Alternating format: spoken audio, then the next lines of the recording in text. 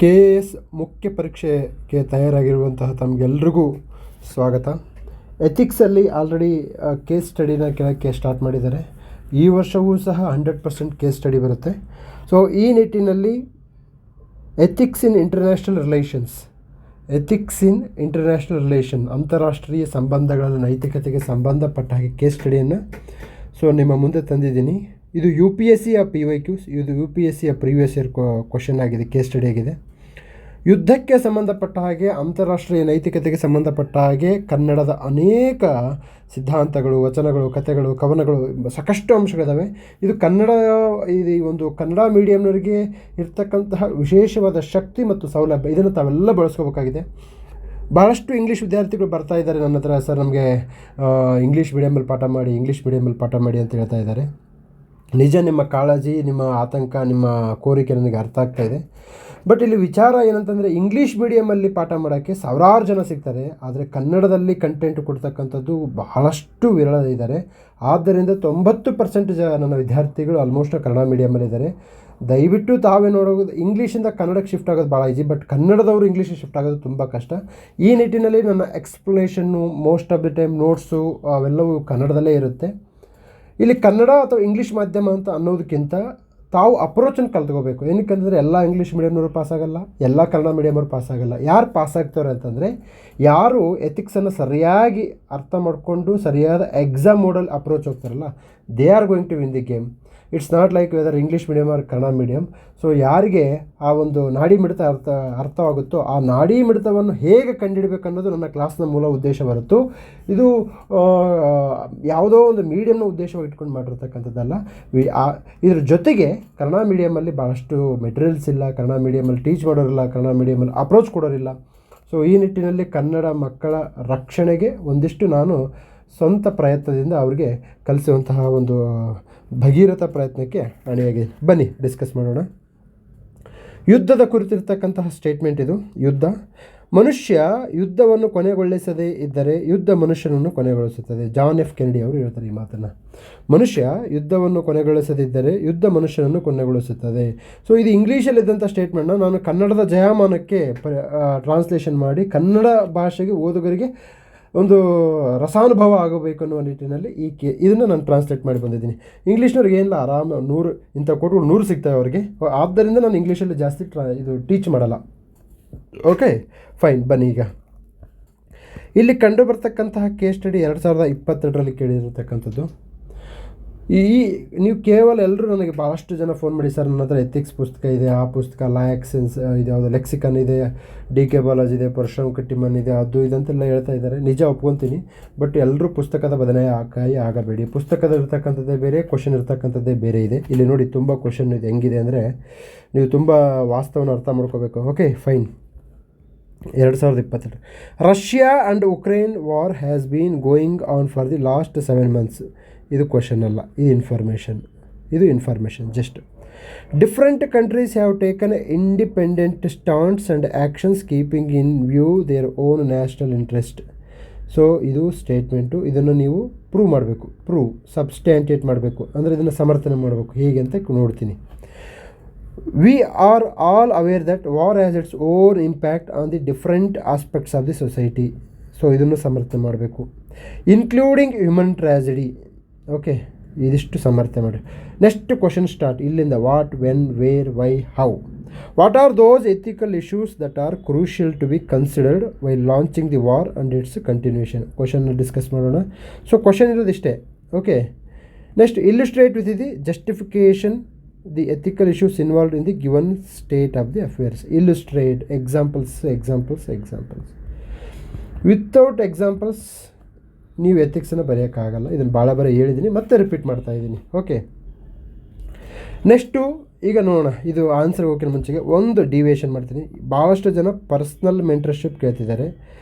ಸುಮಾರು ಜನ ಇರ್ತಕ್ಕಂಥ ನನಗೆ ಒಂದು 100-150 ಜನ ಇರ್ತಕ್ಕಂಥ 100-150 ಜನ ವಿದ್ಯಾರ್ಥಿಗಳು ಇರ್ತಕ್ಕಂಥ ಈ ಸಂದರ್ಭದಲ್ಲಿ ಎಲ್ರಿಗೂ ನನಗೆ ಪರ್ಸನಲ್ ಮೆಂಟರ್ಶಿಪ್ ಕೊಡೋಕ್ಕಾಗಲ್ಲ. ಒಂದು, ತದನಂತರದಲ್ಲಿ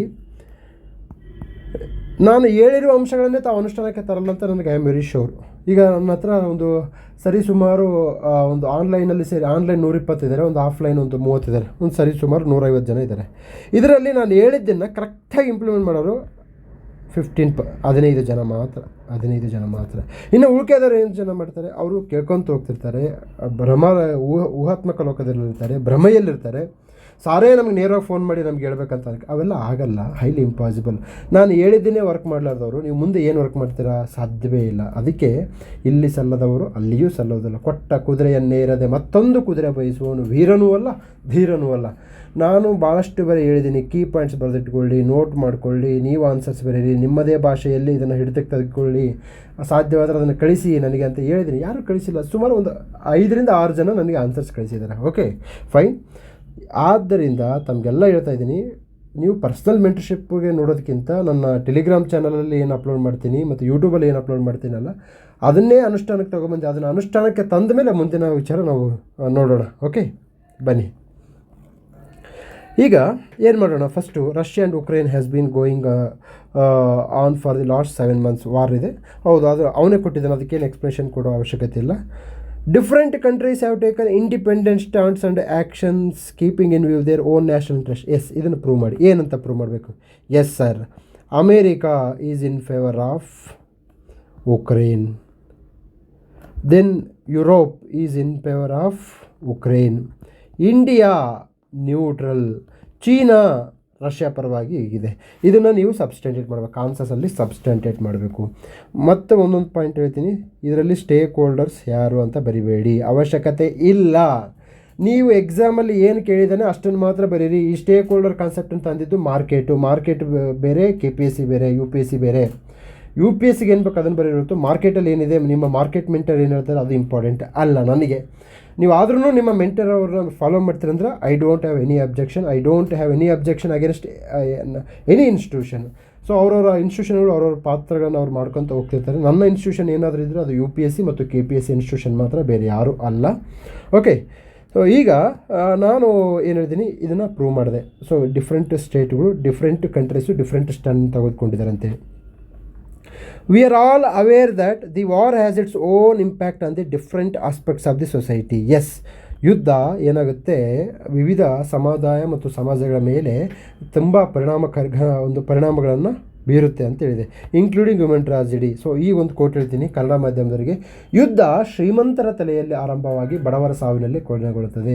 ಯುದ್ಧದಲ್ಲಿ ಪಾಲ್ಗೊಳ್ಳುವವರು ಮಧ್ಯಮ ವರ್ಗದವರು ಅಥವಾ ಬಡವರು ಮಧ್ಯಮ ವರ್ಗದ ಪಾಲ್ಗೊಳ್ತಾರೆ. ಯುದ್ಧದಲ್ಲಿ ಏನಾಗುತ್ತೆ ಅಂದರೆ, ಗಂಡನನ್ನು ಕಳೆದುಕೊಂಡ ಮಹಿಳೆ ವಿಧವೆ ಆಗ್ತಾಳೆ, ಮಗನನ್ನು ಕಳೆದುಕೊಂಡ ತಾಯಿ ಏನಾಗ್ತಾಳೆ ಅಂತಂದರೆ ದಿಕ್ಕು ತೋಚದಾಗ್ತಾಳೆ, ತದನಂತರ ತಂದೆಯನ್ನು ಕಳೆದುಕೊಂಡ ಮಗು ಅನಾಥವಾಗುತ್ತೆ ಅಂತ ಕೇಳಿ ನಾವೇನು ಬರೀಬೇಕು, ಈ ಸೊಸೈಟಿಯನ್ನು ಬರೀಬೇಕಾಗುತ್ತೆ. ಓಕೆ, ಇದು ಕಂಪ್ಲೀಟಾಗಿ ಇಂಟ್ರೊಡಕ್ಷನ್ ಎಲ್ಲ ಬಂತು. ಇದು introduction. Okay, this is all about introduction. Okay, ಈಗ ನಾವು what are those ethical issues that are crucial to be considered Y launching the war. ಯಾವ ಒಂದು ಎಥಿಕಲ್ ಇಶ್ಯೂಸನ್ನು ನಾವು ಕನ್ಸಿಡರ್ ಮಾಡಬೇಕು ಅಂತ ಕೇಳಿದ್ದಾರೆ. ಓಕೆ, ನೆಕ್ಸ್ಟ್ ಅದನ್ನು ಕಂಟಿನ್ಯೂಯೇಷನ್ಗೆ ಏನಿರಬೇಕು ಅಂತ, ಆಮೇಲೆ ಎಕ್ಸಾಂಪಲ್ಸ್. ಓಕೆ ಬನ್ನಿ. ಸೊ ಇದ್ರ ಬಗ್ಗೆ ಏನು ತಲೆ ಕೆಡಿಸ್ಕೋಬೇಡಿ, ಇದು ಜನರಲ್ ಆಗಿದೆ. ಇದಕ್ಕಿಂತ ನಾನು ಚೆನ್ನಾಗಿ ನಿಮ್ಮ ಬಗ್ಗೆ ಆನ್ಸರನ್ನು ಹೇಳಿದ್ದೀನಿ. ತದನಂತರದಲ್ಲಿ ನಾನು ಏನು ಕೀ ಕಾನ್ಸೆಪ್ಟ್ಸ್ ಇದೆ ನಾವೆಲ್ಲ ನೋಟ್ ಮಾಡ್ಕೊತ ಹೋಗಿ. ಓಕೆ, ಯುದ್ಧ ಯಾಕೆ ಬೇಕು, ಯಾಕೆ ಸ್ಟಾರ್ಟ್ ಮಾಡ್ತಾರೆ ಯುದ್ಧ ಅಂತ ಕೇಳಿದ್ದಾರೆ. ಓಕೆ, ಏನು ಹೇಳಿದ್ದಾರೆ ಇಲ್ಲಿ, ಲಾಂಚಿಂಗ್. ನಾನು ಯುದ್ಧವನ್ನು ಯಾಕೆ ಆರಂಭ ಮಾಡ್ತೀನಿ ಅಂತಂದರೆ ಜಸ್ಟಿಫಿಕೇಷನ್ ಆಫ್ ವಾರ್. ಹೌದು, ನಾನು ಯುದ್ಧವನ್ನು ಮಾಡ್ತೀನಿ ಯಾಕಂತಂದರೆ ನನ್ನನ್ನು ನಾನು ರಕ್ಷಿಸಿಕೊಳ್ಳಬೇಕು. ಈಗ ಫಾರ್ ಎಕ್ಸಾಂಪಲ್, ಯಾವುದೋ ಒಬ್ಬ ವ್ಯಕ್ತಿ ನನ್ನನ್ನು ಕೊಲೆ ಮಾಡಲು ಬಂದಾಗ ಆ ವ್ಯಕ್ತಿ ಎದುರಾಳಿಯ ಮೇಲೆ ಎರಗುವುದು, ಎದುರಾಳಿಯ ಮೇಲೆ ದಾಳಿ ಮಾಡ್ತಕ್ಕಂಥದ್ದು, ಎದುರಾಳಿಯ ಮೇಲೆ ಅಸ್ತ್ರಗಳನ್ನು ಬಳಸ್ತಕ್ಕಂಥದ್ದು, ಅದು ನೈಸರ್ಗಿಕ ನ್ಯಾಯ. ಓಕೆ, ಈಗ ಏನಾಗಿದೆ ಅಂತಂದರೆ ರಷ್ಯಾದ ವಾದ ಏನು ಅಂತಂದರೆ, ಈ ಉಕ್ರೇನ್ ಪಕ್ಕ ಬಂದು ನ್ಯಾಟೋ ಅವರು ರಷ್ಯಾವನ್ನು ಸುತ್ತರಿಕೊಂಡು ನನ್ನ ಸ್ವಾಯತ್ತತೆ, ಸ್ವಾತಂತ್ರ್ಯ, ಸಾರ್ವಭೌಮತೆಗೆ ಧಕ್ಕೆಯಾಗುವ ಲಕ್ಷಣ ಇದೆ. ಆದ್ದರಿಂದ ನ್ಯಾಟೋ ತನ್ನ ಕಾಲನ್ನು ಉಕ್ರೇನ್ಗೆ ಇಡದಂತೆ ತಡೆಯಲು ನಾನು ಈ ಯುದ್ಧವನ್ನು ಕೈಗೊಳ್ಳುತ್ತಿದ್ದೇನೆ ಅಂತೇಳಿ ಜಸ್ಟಿಫಿಕೇಷನ್ ಕೊಟ್ಟಿದೆ. ತಪ್ಪಲ್ಲ.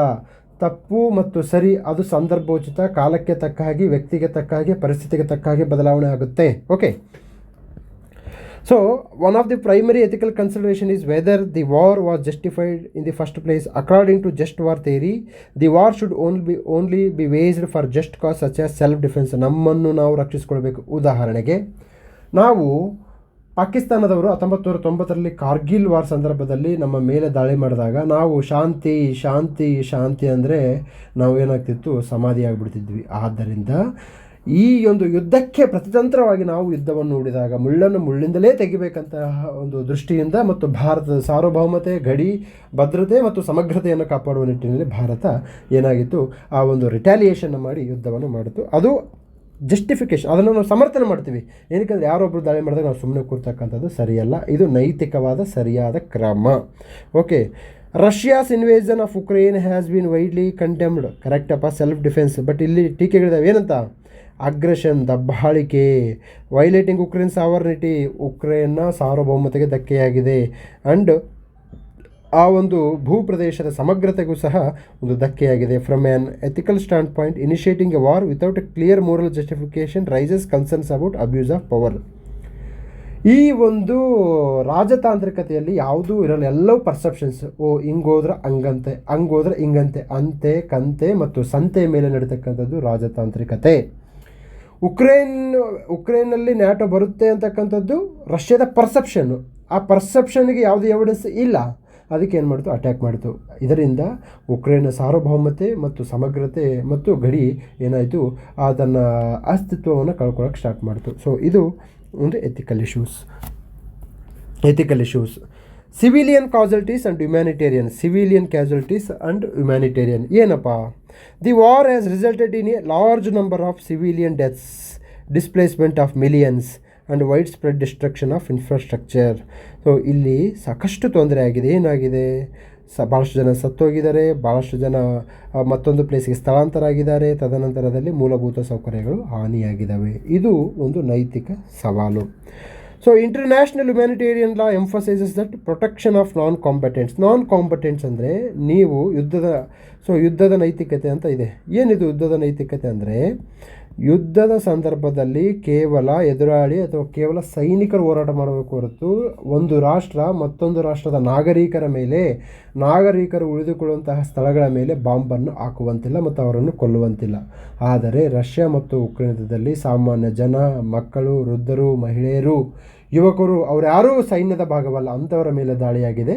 ಇದು ನೈತಿಕ ಸವಾಲಾಗಿದೆ ಅಂತೇಳಿ ಗಮನ ಹರಿಸ್ತಾರೆ. ಓಕೆ, ನೆಕ್ಸ್ಟು ಇಲ್ಲಿ ಹೇಳಿದ್ದಾರೆ, the bombing of residential areas, hospitals and schools violates the principle of professionality and distinction, making ethically unacceptable.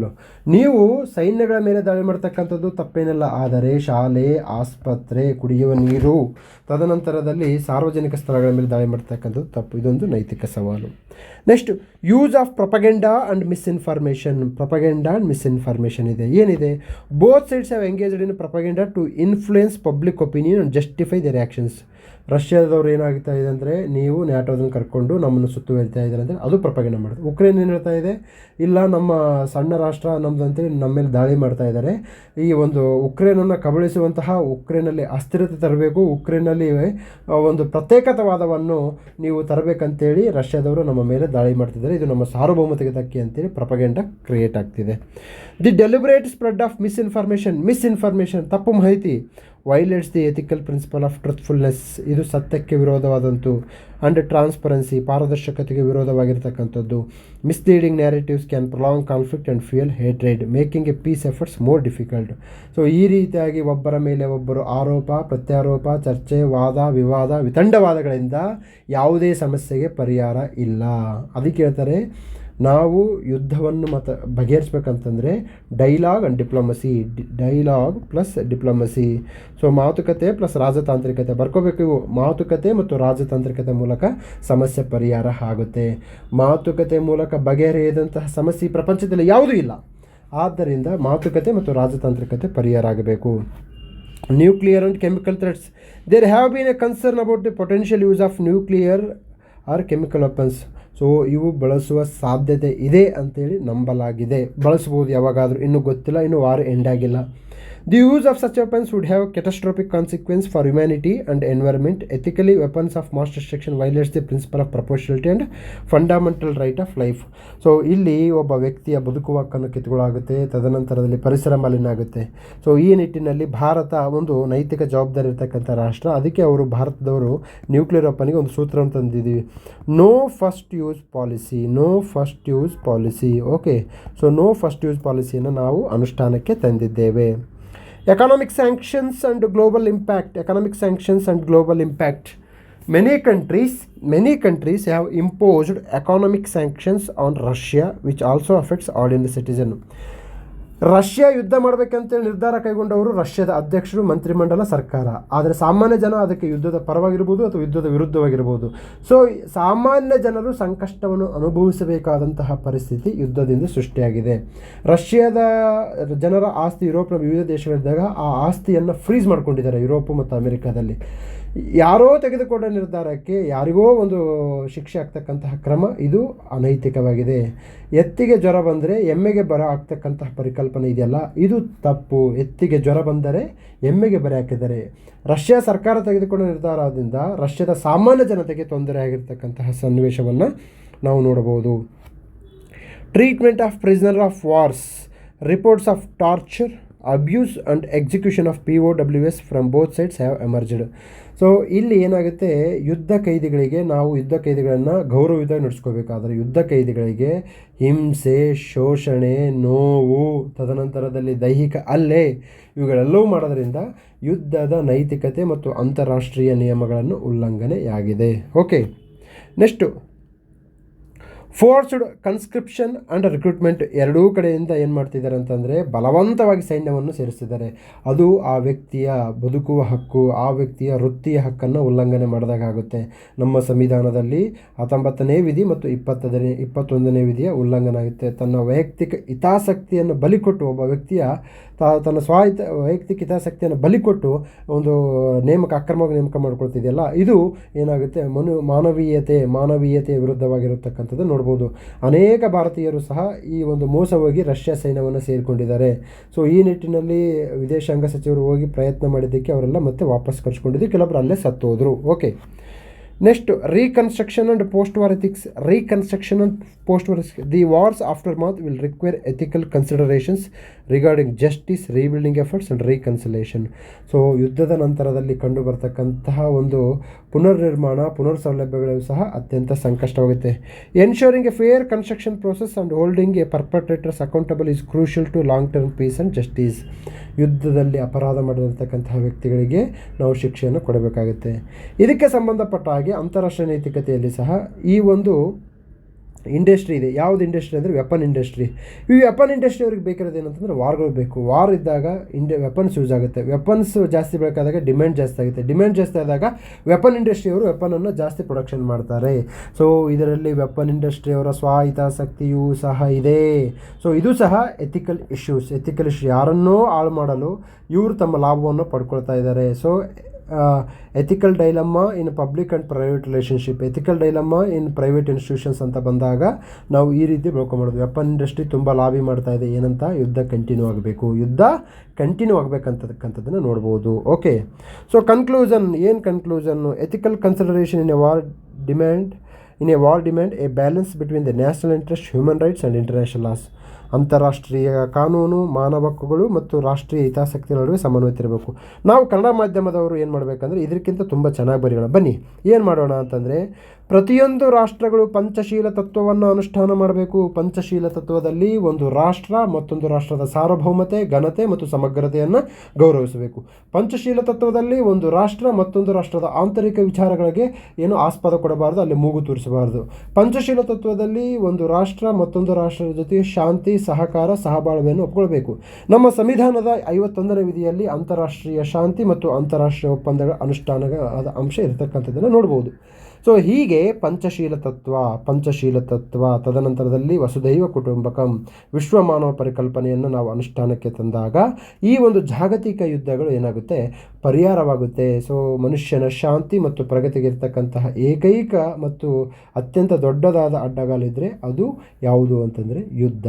So ಈ ಒಂದು ಟಾಪಿಕ್ಕು ನಿಮ್ಮ KS ಮೇನ್ಸಲ್ಲಿ GS ಅಲ್ಲೂ ಬರ್ಬೋದು, SAಯಲ್ಲೂ ಬರ್ಬೋದು, ಎಥಿಕ್ಸಲ್ಲೂ ಬರ್ಬೋದು. ಆದ್ದರಿಂದ ಇದಕ್ಕೆ ಸಂಬಂಧಪಟ್ಟ ಹಾಗೆ ಕೋಟ್ಸ್ ಇರ್ಬೋದು, ನೈತಿಕ ಆಯಾಮಗಳಿರ್ಬೋದು, ಪಂಚಶೀಲ ತತ್ವ ಇರ್ಬೋದು, ಗುಜರಾಲ್ ಸಿದ್ಧಾಂತ ಇರ್ಬೋದು. ಗುಜರಾಲ್ ಸಿದ್ಧಾಂತ ಅಂದರೆ ಸಾಂಸ್ಕೃತಿಕ ಸಂವಹನ ಮತ್ತು ಸಾರಿಗೆಯ ಮೂಲಕ ನಾವು ಪಕ್ಕದ ರಾಷ್ಟ್ರಗಳೊಂದಿಗೆ ಏನು ಮಾಡ್ತೀವಿ ಅಂತಂದರೆ ಒಂದು ಸೌಹಾರ್ದಯುತ ಸಂಬಂಧವನ್ನು ಕಲ್ಪಿಸ್ಕೊಳ್ತೀವಿ. ಓಕೆ, ಸೊ ಇದೇ ರೀತಿಯಾಗಿ SA ಮತ್ತು ಎಥಿಕ್ಸ್ ಕ್ಲಾಸ್ಗೆ ತಾವು ಜಾಯ್ನ್ ಆಗಬೇಕಂತಂದರೆ ಈ ನಂಬರ್ಗೆ ಕಾಲ್ ಮಾಡಿ 9620131843. ಮುಂದಿನ ತರಗತಿಯಲ್ಲಿ ನಾನು ಇಂಟರ್ನಲ್ ರಿಸರ್ವೇಷನ್ಗೆ ಸಂಬಂಧಪಟ್ಟ ಹಾಗೆ SAಯೊಂದಿಗೆ ಬರ್ತೀನಿ. ಸೊ ಮುಂದಿನ ವಿಡಿಯೋದಲ್ಲಿ ಭೇಟಿಯಾಗೋಣ. ಅಲ್ಲಿಯವರೆಗೂ ನಮಸ್ಕಾರ.